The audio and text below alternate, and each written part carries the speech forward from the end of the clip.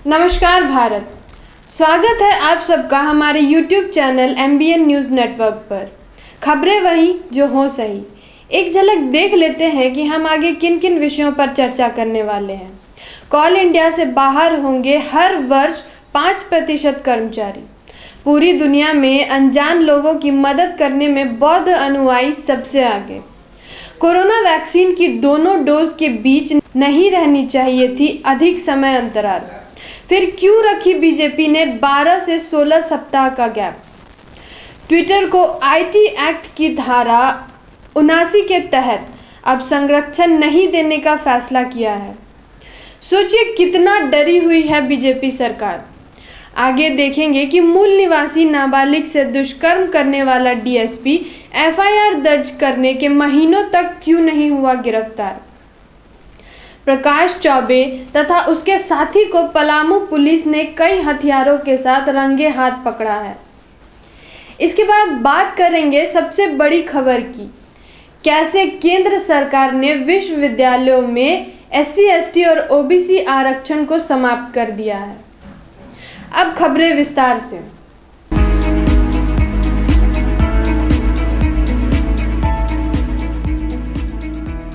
अगर आप कोल इंडिया के कर्मचारी हैं तो नौकरी से धोनी पड़ सकती है हाथ।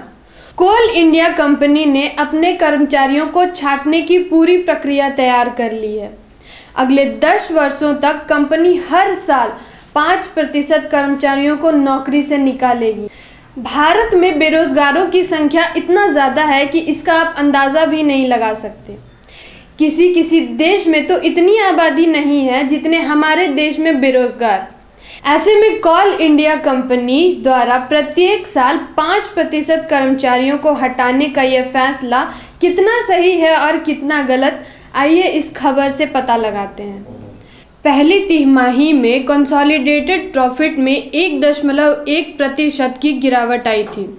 लाभ को मेंटेन रखने के लिए कंपनी कर्मचारियों को छांटने की रणनीति बना रही है। वहीं कोल इंडिया कंपनी में कर्मचारियों की संख्या देखें तो अभी 2,72,445 कर्मचारी काम कर रहे हैं। कंपनी ने इस घाटे का कारण कम बिक्री बताई है। कंपनी का कहना है कि कई गैर लाभकारी खदानों को भी बंद करेगी। इनमें से 158 भूमिगत खदानें हैं जो 46% कर्मचारियों को रोजगार देती है, लेकिन कुल उत्पादन में इनका योगदान 5% ही है। कंपनी ने कहा है कि कोल इंडिया की उन खदानों को जिनसे लाभ नहीं हो रहा है, उनको चरणबद्ध तरीके से बंद करने की प्रक्रिया जारी है। अब सोचिए उन खदानों में काम कर रहे कर्मचारियों का क्या होगा। आखिर बिक्री क्यों नहीं हो रही है, ये कंपनी को समझना चाहिए और बिक्री को कैसे बढ़ाएं इस पर कार्य करना चाहिए। इस तरह से कर्मचारियों को हटाकर उनके भविष्य से कंपनी और खिलवाड़ कर रही है। बीजेपी सरकार 2 करोड़ नौकरी के वादे से सत्ता में आई थी, लेकिन नौकरियां तो मिलने से रही। जिनकी नौकरियां पहले से हैं उनकी भी नौकरियां अब खतरे में दिख रही है। 2020 में अनजान लोगों की मदद करने में म्यांमार के बौद्ध धर्म के थेरावाड़ा शाखा के लोग आगे। पूरी दुनिया 1.5 सालों से कोरोना महामारी से जूझ रही है। इस स्थिति में लोगों में अनजान लोगों की मदद करने की भावना भी विकसित हुई है। ऐसे में एक रिपोर्ट के अनुसार ऐसे देश मदद में आगे आ रहे हैं जो आर्थिक रूप से काफ़ी गरीब माने जाते हैं। संस्था ने 114 देशों में सर्वे किया है और पाया कि अनजान लोगों को नकद दान देने में म्यांमार विश्व का दूसरा स्थान रखता है। रिपोर्ट के अनुसार वहां बौद्ध धर्म के थेरावाड़ा शाखा के लोग रहते हैं जो नकद दान देने में काफ़ी आगे हैं, और यही कारण है कि म्यांमार को नकद दान करने में पूरे विश्व में दूसरे स्थान दिलाया है। वहीं दूसरी ओर बड़े बड़े अमीर देश मदद करने में पीछे रह गए हैं। ओवरऑल रैंकिंग की बात करें तो पहले स्थान पर इंडोनेशिया, वहीं ऑस्ट्रेलिया 5वें और अमेरिका 19वें पायदान पर फिसला है। भारत का दूर दूर तक नामो निशान नहीं है। कोरोना वैक्सीन कोविशील्ड के दोनों डोज के बीच अधिक अंतराल से पड़ सकती है शरीर को हानि। एक बार फिर सरकार अपने घटिया चालों की वजह से घेरे पर है। सरकार ने कोरोना वैक्सीन के दोनों डोजों के बीच का अंतराल 6 से 8 सप्ताह रखा था। उसके बाद इस अंतराल को आगे बढ़ाकर 12 से 16 सप्ताह कर दिया। वहीं दूसरी ओर डॉक्टरों और वैज्ञानिकों का कहना है कि कोविशील्ड यानी कोरोना की वैक्सीन के दोनों डोज के बीच का अंतराल अधिक नहीं होना चाहिए। इससे लोगों के शरीर पर बुरा प्रभाव पड़ सकता है। वैज्ञानिकों ने साफ साफ कहा है कि हमने दोनों के बीच के अंतराल रखने का किसी भी तरह की कोई सलाह सरकार को नहीं दी थी। अब सवाल यह उठता है कि डॉक्टर और वैज्ञानिकों के बिना अनुमति के सरकार ने कोरोना डोज के बीच का अंतराल इतना अधिक क्यों रखा? क्या सरकार के पास उपलब्ध वैक्सीन में कमी थी, जिसकी वजह से वो अपनी गलती छुपाने के लिए लोगों की जान दांव पर लगाया है? ऐसे में सरकार पर भी सवाल उठते हैं कि क्या सरकार को पता नहीं था कि कोरोना वैक्सीन के दोनों डोज के बीच का अंतर इतना नहीं होना चाहिए?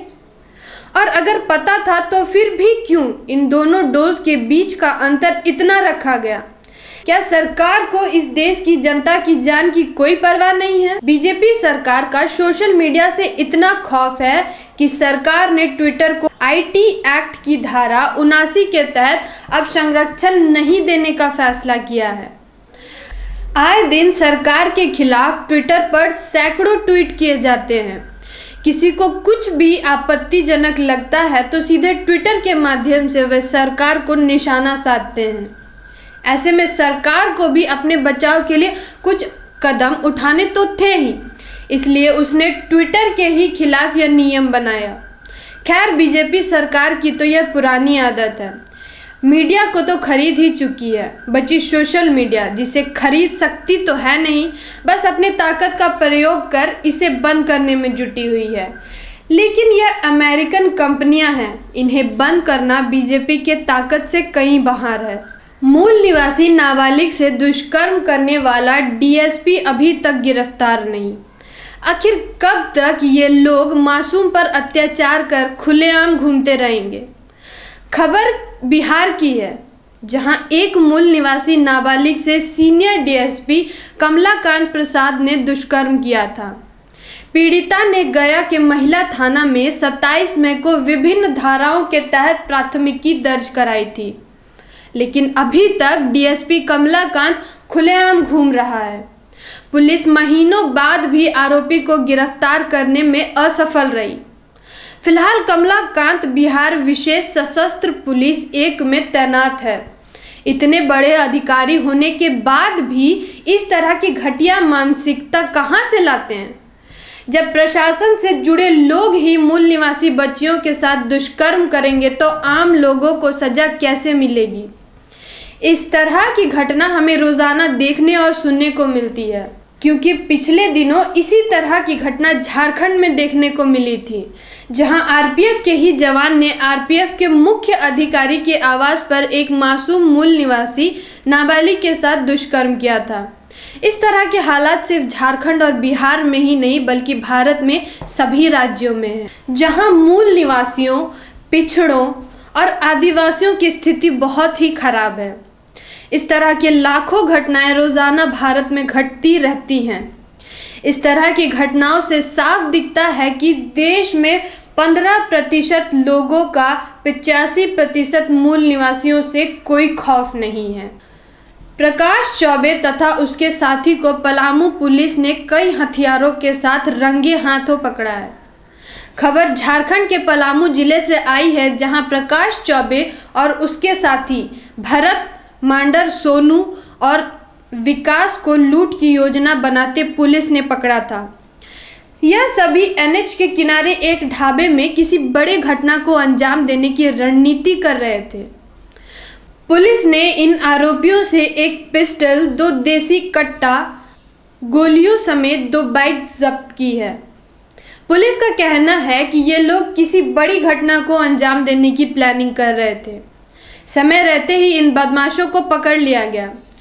प्रकाश चौबे और उसके साथी के खिलाफ हत्या, लूटपाट, रंगदारी सहित कई बड़े केस दर्ज हैं। आज के लिए बस इतना ही।